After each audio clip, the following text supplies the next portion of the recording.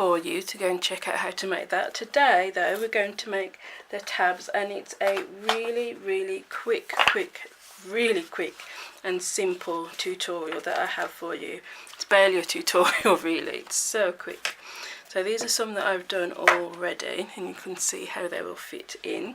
So all you need is a piece of cardstock that is 4 1/4 by 7, and then a piece of designer series paper that's 6 3/4 by 4 1/2. So to make the tabs we're going to use our envelope punch board. So you can see, whoops, that got some tabs on the left, some on the right, and then some in the centre. So I'm going to show you how to do a centre one, and left and right is the same, you just need to flip it over. So I need a, what do I need? I've got left, right, centre, left, right, centre, left. Okay, sorry, I'm just working it out in my head. So for your left and the right, this is exactly the same. You're going to put your cardstock in the middle of the where the actually punches. And if you can see here, that's where I'm measuring it from, so I'm just going in the middle of that bit there and punch, and then I'm going to slide it up to 2 1/2 inches and then punch, and then you're left with that. For your center tab, so this is we're going to trim it up in a second, but this is going to be the same for the left and the right tab. You just flip it over before you stick your designer series paper on, by the way. For the middle one, you're going to start at 2 1/2 inches and punch, and then slide it up to 5 and then punch, and then you'll have that shape. So put that, oh, I don't know why I took that out, I don't even need it. And then grab the trimmer. You could use a craft knife for this, that's absolutely fine, but a little tip I found for doing this with the trimmer is because what I was doing at first was just trying to line up the bottom of that groove with the cutting track, and chances are I wasn't getting it right. So what I do now instead is I place my cutting blade over that groove, so I'm in this area, and then butt the card up to the blade, so then I know it's as far in as it can get, and then when I cut I've got a nice smooth corner. You see what I mean? So let me zoom in.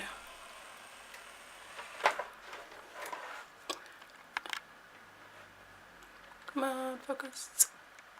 There we go. Okay, so I was lining up with that cutting track which is there, trying to get that to line up and cut correctly. So instead I do now, I know that the cutting track is about there, and I'm lining up this blade in this gap here, like so, and then butting the card up to the blade, and I found doing it that way and it cut right every single time. So I'll show you again on this one. So I'm just lining my blade up in the little divot and butting the card up to the blade. Can you see what I'm doing there?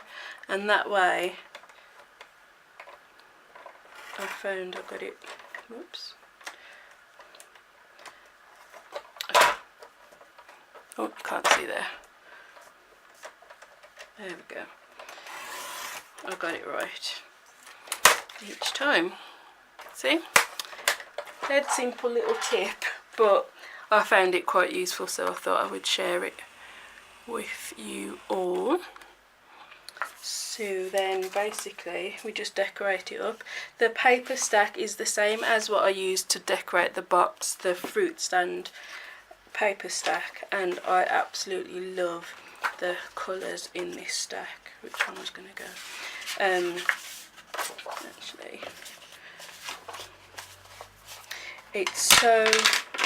they're so bright and really, really pretty.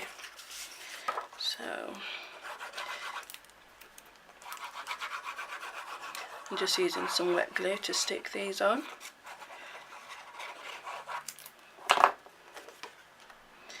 So this box doesn't have to be a recipe card box. What I originally designed it for was to store my dies, and I'll show you that in a second.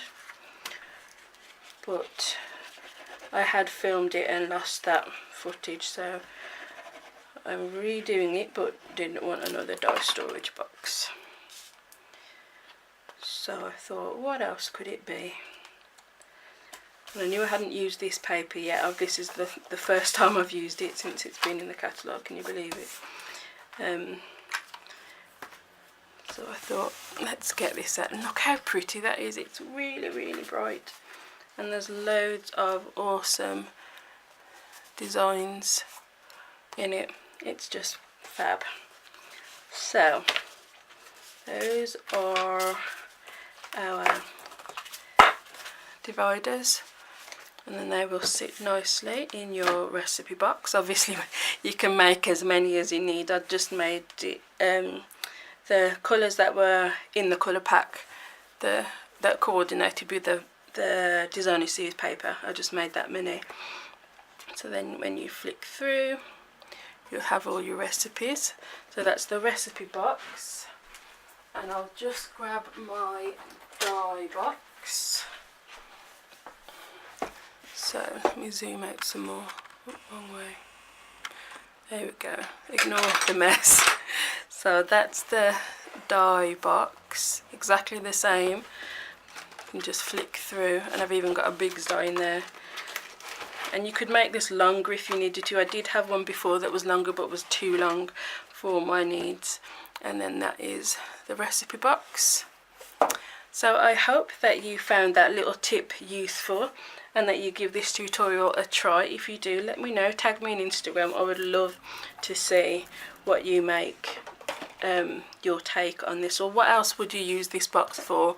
Any other ideas, any other kind of storage boxes that it could be, let me know, and I will give that a try as well.